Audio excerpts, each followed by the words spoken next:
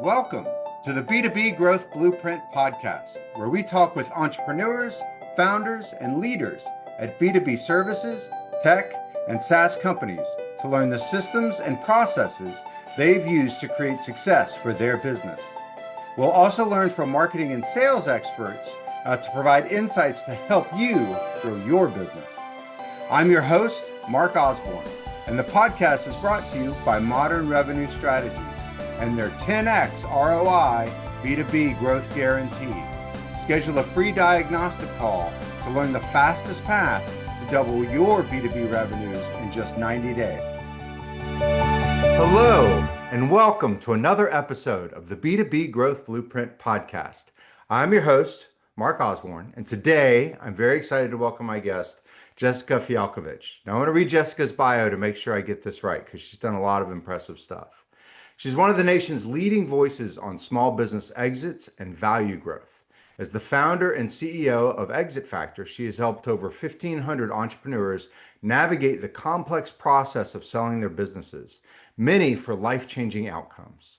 Her company, now a national franchise in partnership with United Franchise Group, operates across more than 70 territories, teaching owners how to build, grow, and exit on their own terms. Jessica brings over a decade of hands-on experience in mergers and acquisitions, exit strategy, and business growth consulting. She's a #1 best-selling author, a certified exit planning advisor, and a certified business intermediary, credentials that place her among the top experts in the field. Over her career, she's founded or co-owned 7 different companies, completed 22 personal transactions, and leads the #1 ownership team of the #1 Transworld Business Advisors office worldwide. Her mission is simple but powerful: to help small business owners create companies that deliver freedom today and value tomorrow. Jessica's story, rooted in entrepreneurial grit, a passion for legacy, and a commitment to the small business community and economy, continues to inspire founders everywhere. When she's not guiding entrepreneurs to their next chapter, Jessica is at home in Dallas with her husband and business partner Al, their son, and 2 dogs, or following Bruce Springsteen on tour. So, Jessica, welcome to the show. Thank you so much, Mark. I'm glad you got the Springsteen reference in there. It's table stakes. So, Had to. So you've obviously done a lot of really interesting things in your career, and you have a lot of background that informs your passion for this space. Why don't you give our audience a little bit of a picture of, sort of what your careers looked like and how it brought you to where you are today? yeah. So my career's taken an interesting path. I was actually not raised to be an entrepreneur. I come from a long line of entrepreneurs, but my father was in education. My mother is a pediatric nurse. They're both great grandparents to have around, by the way. Um, but they were not entrepreneurs. They kind of skipped that generation. And so I started my career in corporate. Was encouraged to, go work for a big corporate company, get a good Hmm. job, benefits, the whole 9 yards. But ended up working for a very large company, one of the largest real estate developers in the country in 2008. Only problem with Oh, that was that they were funded by Lehman Brothers. So oh, we all know how that story ends, right? yeah, And at that time, I was awakened to this idea that really that jobs are not as safe as we're told they are, right? And I right. felt like at that point the safest path for my career was to control my career and start my own business. So my first business was in the wine industry, so really interesting. But before that, I started that business. I think the most expensive bottle of wine I had ever drank was like a $10 bottle of Riesling. It was called Relax Riesling, right? Okay, okay. And so my husband and I started this business and we fell into this luxury wine space. So we owned a retail store and we were wine brokers for bottles of wine priced up to $25,000 a Oh, bottle. wow. Yeah. So much different than I was used to. But it was the right time to start that business, the right market. And so we scaled that company very quickly and got an offer to sell that company just 3.5 years into Wow. the business. So I went forward and I sold that business. And that's really what introduced me to this whole exit process because I found out that although we're prepared as entrepreneurs to start businesses, grow businesses, very few of us feel very prepared to go into that third phase of entrepreneurship, which is exit. And I wasn't either. So I made a lot of key mistakes that I see a lot of my clients make now. I left money on the table. I paid way too much in taxes. And most importantly, I sold to the wrong buyer, right? So it was the first buyer that made me an offer. I was very excited about it, but it wasn't the right fit for the company or for the long term legacy of the company. Mm-hmm. And the company failed a couple years later, and all my employees lost their jobs. Mm. My vendors lost their relationships. My clients lost, their relationships as well too. And so that really affected me. And I really wanted to go in and support specifically small and mid-sized business owners in understanding this exit planning process. So that's what I've been doing for the last 15 years. Like you've said, I've been deep in the trenches of exit planning. And I also have a foot in the M&A world. I've overseen over 1,500 transactions in 75 industries. So I haven't seen it all, but I've seen a lot, right, over the Yeah. years. So you mentioned something that I think is really powerful and oftentimes overlooked about the importance of the exit planning space, which is it's not just about making sure that the owner gets a payday, Right. but a lot of times, the small businesses, whether they're Main Street businesses or just, sort of mid-sized, not these giant corporations, are really the backbone of economies. Whether that's an economy in a particular niche, like like wine, or economies in other areas, related to other business services. And so, ensuring a successful exit is not only about sort of ensuring the best outcomes for the owner, but also ensuring the continuity of the business and that it continues to run and be successful. As you think about it from that perspective and sort of the impact that it can make, Mhm. what are some of the, kind of most common preventable mistakes? You've got so much, sort of expertise and you've seen so many of these transactions. What are some of those things that you can do up front to ensure better transferability, better longevity of the business, even after that founder exits? Yeah, it's such an important question, and I think there's so many advisors that'll say like, "Oh, well, you need your books and records updated, and you need to make sure Right. that business is owner dependent." And all of that is true in certain situations, right? I think the biggest mistake is that business owners don't run their business like it's going to exit. So I'll kind of explain this through a story. So I mentioned that my whole family from my father's side was entrepreneurs. So my great great grandfather was a bootlegger. My great grandfather owned liquor stores, and my grandfather owned a pharmacy chain. I ended up in wine. The joke is like we were all just in wine, booze and drugs, like in our family. I don't know why, right? But so my grandfather, he was served in World War II at Pearl Harbor. He was a pharmacist in Pearl Harbor, got his education there. Wow. He came back home, and there was a local pharmacy called Pryor's Pharmacy. And so he basically interned for Mr. Pryor, right? And Pryor's Pharmacy had become a staple of the small town Morrisville, where my grandfather grew up.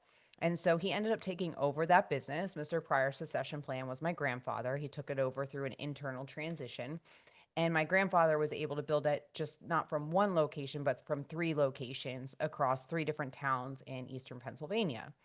And so my grandfather just worked day in, day out, worked himself to the bone. Like you've talked to my dad, he'll still say like things like, my dad never showed up at my football games, things like that. He was always working. But my grandfather never planned in advance. He never Mm. thought about the exit. And I mean, this is, well into his 60s, right? That he hadn't even thought about what am I going to do with this? I mean, he had been through an exit transition with Mr. Pryor and him being his exit opportunity, but he never thought about what would that look like for him. So he never came up with that plan. And what ended up happening is the exit happened to him instead of him controlling it. So in the late 80s and the early 90s, that was when like CVS and Walgreens and Eckerd started exploding on the pharmacy scene. We started Yeah. to see that old pharmacy model where like my grandfather had like the soda pop bar and all that fun stuff. That started Hmm. going away in favor of the CVS model. And so they started encroaching on this area, and one by one, he had to shut the different locations down until the last location he sold to one of the chains for like pennies on the dollar, right? Yeah.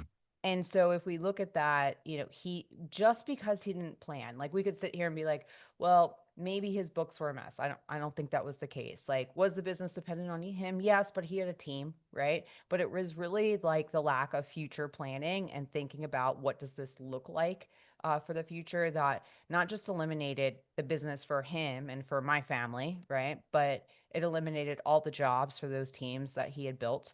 The local community impact was massive. I mean, here is, if you look at pictures of it, it was literally the downtown staple building in some of these communities, Wow. and that went away in favor of all the business now going to CVS and Eckert's, which were not located in Morrisville, Pennsylvania. They're located Right. probably as a shell corporation in Delaware, right?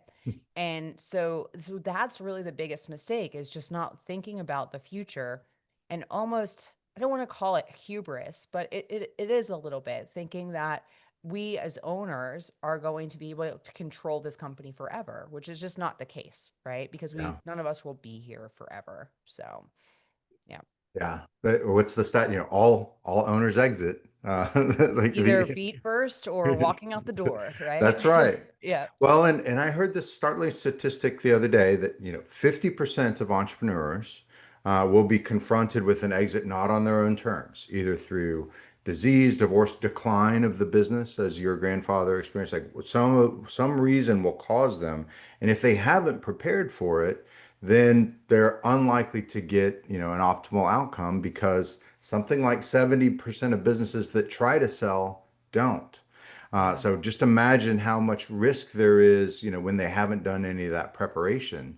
Yeah. So what are some of those things that businesses should be thinking about and doing just as an ongoing? So if they're even Yeah. if they're not like I'm exiting in 5 years and I've already picked out my spot on the golf course, but instead it's I want to run this for a while, and I think that I don't see any of those unforeseen circumstances on the horizon. So I have reason to think I'm going to run it for a while, but I want to do the right things so that Yeah. I'm not sort of making those mistakes. What are some of those things that you Yeah, advise so I folks? think there's three common themes that every business owner should have at any given time. I don't care if you've started your business today or you've been in business for 10 years. You're right, Mark. It's actually, in my experience, is 95% of owners don't exit on their own terms. Wow. And it's usually personal reasons. The number one is one reason is burnout, right? Yeah. But so the first thing is that I encourage them to have a target exit option. So this is the long-term plan we're shooting for. Yeah. Like, maybe me, for my company, my long-term plan is that I want to sell my business someday. Maybe that's 10 or 15 years down the road. But also, at any given time, I need to have a backup plan. If something happens to me, one of those personal events, burnout, maybe my spouse or life partner gets a once in a lifetime opportunity across the world that we can't pass up. Right. Maybe I have another investment that blows up. Maybe my son needs me, right? What's my backup plan if I have to exit now, like this year, right? And so maybe that I have multiple business partners. Maybe it's that my business partner buys me out or the business Right. partner takes over. So knowing any given year, what is the long-term target exit option I'm shooting for, and what's my backup option? That's kind of bucket one, and that fits into that long-term planning we talked about, the number one mistake. Now, just by thinking of those two things in nature, it's going to populate. There's some things I need to do in order to make that happen, Yeah. right? So, like, one thing I might need to do to have my business partner buy me out is I might need to have key man insurance that allows my business partner to do that in case something should Right. happen to me, so he's taken care of, my family's taken care of, right? So it'll populate some of those, like, tactics, I would say. The second big bucket is financials, and not just like a lot of exit advisors will be like financial cleanliness, make sure you don't have a lot of ad backs, all that. It's more of a mindset shift of, instead of focusing on the top line revenue growth, we need to have a Mhm. mindset shift that we're focused on the bottom line, the ROI the business is providing us, and that's in the form of earnings, or more commonly what we look at in the industry, which is EBITDA, which is your earnings before income taxes, depreciation, and amortization. Um, Right. the entrepreneurial community in general has really favored focusing on revenue, and it's become almost like a vanity metric. And I fall into this trap too. We have applied for like the Inc. 5000. We've gotten it like a bunch of years in a row, right? And Financial Times, fast growing company. But revenue doesn't really matter, right? If you have a company, and I've worked with companies like this that have a healthy top line revenue. And a client once was approaching almost $10 million in top line revenue, but they were losing money. So Yeah. they're negative $200,000 of profit annually. Well, that's not a profitable financial asset anymore. It's a huge liability, right? Yeah. And so the second big bucket is you have to reset your mindset set shift as a business owner. because unfortunately, and as I tell people this, I wish it wasn't this way, but businesses are valued as a function of the earnings. There's no Yeah. two ways about it. Like, well, you can talk about multiples and everything, but the financial performance of the company, the earnings of the company is at least 50% of the valuation or more, right? Yeah. Um, and all that being said, I think that if you shift your mindset like that and you focus on profitability over revenue, it's okay if revenue grows as long as profit's growing too. You actually run a much healthier company. In my experience, it reduces the stress on the owner. I mean, can you imagine how That's right. stressful it is to run a $10 million company and still be personally funding it at the end of the year? Right. Right. Right. So those are the first two buckets. I'll pause there. Any thoughts before we jump into the third? So, Well, absolutely. And the second one really resonates because, so often we see folks focus on those vanity metrics. And, we work with companies and, doing marketing and sales work. And so often, they're like, let's, run some campaigns and try to drive some revenue. And we're like, whoa. If you've got a horizon within, sort of 1 to 5 years of planning to exit, we should be building the processes that drop some of that top line revenue down to EBITDA, right, and focusing on those things that make the business more transferable and less dependent on the owner, and some of those other things that just sort of protects the value you've already created, which really sort of starts to make that shift in moving from that vanity metric of revenue to that sort of more transferable metric of value that you're right. creating in the business, which it's so interesting how well that resonates. Yeah. Well, that actually ties into the third bucket, which is making the business transferable. So, in Yeah, most small to mid sized businesses, like you said, it's very owner dependent.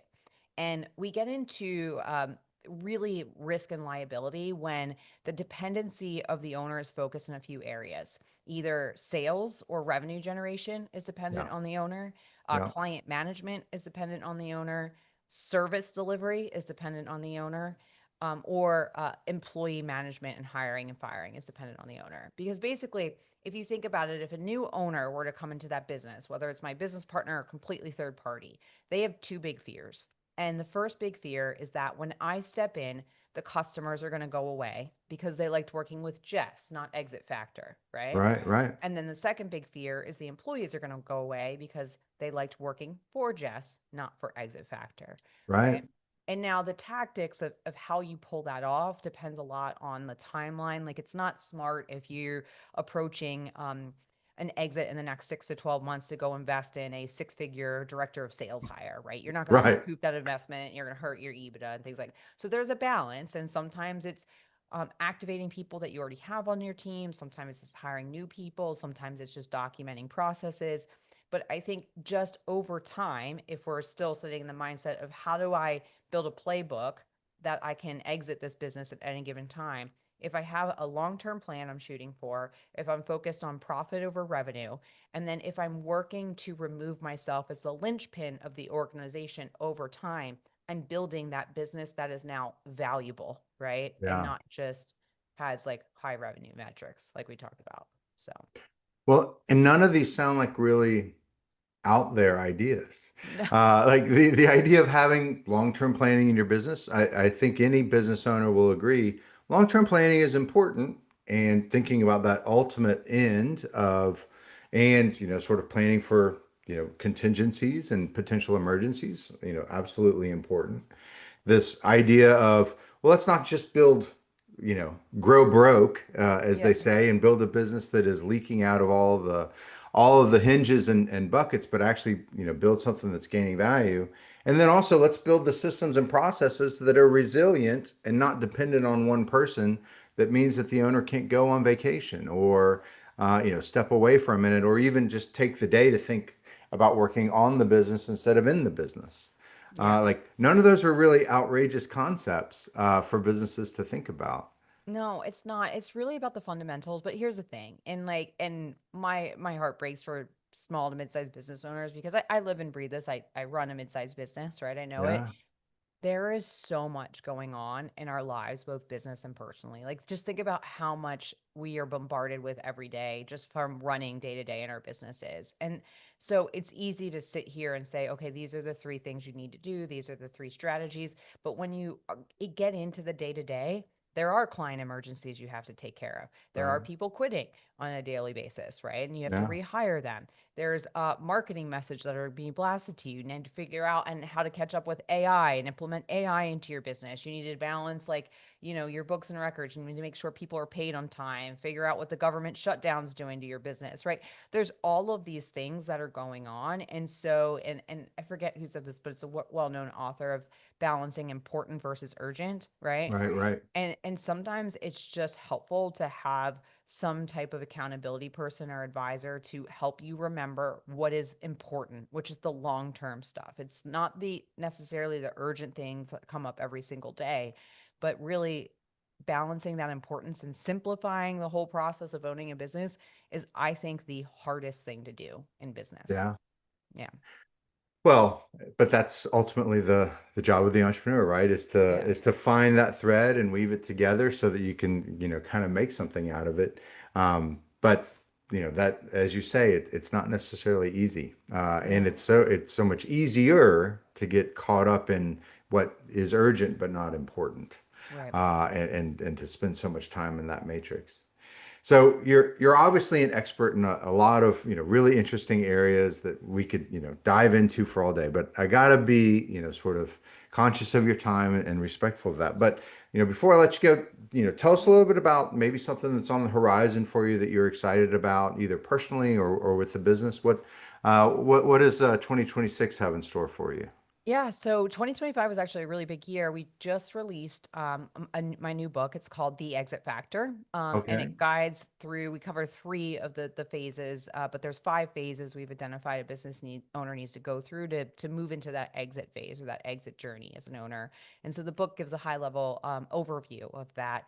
We just launched it in Q4 and on all the booksellers, but you can find more information about it on exitfactorbook.com. And we're not doing a book tour, but we have scheduled a follow-up exit summits that we're planning in 2026 for different regions of the US. So if you be on the lookout for that on that same website, exitfactorbook.com, that's kind of a follow-up to the book launch. So That's exciting stuff. And so Amazon, Barnes Noble, all the Amazon, Barnes and booksellers. Noble, over however you like to best receive it. It is not on Audible yet. It will be on Audible in Q1 of 2026, but Kindle and Okay. paperback are available. Awesome. Well, Jessica, thank you so much for taking some time to join us today. I sure got a lot out of our conversation. I'm sure our audience did too. Thank you so much, Mark, for having me. All right, and exitfactorbook.com, right? Correct. Yep. We'll get that in the show notes so everyone can go there and get their copy. Thanks again for joining us. Thank you.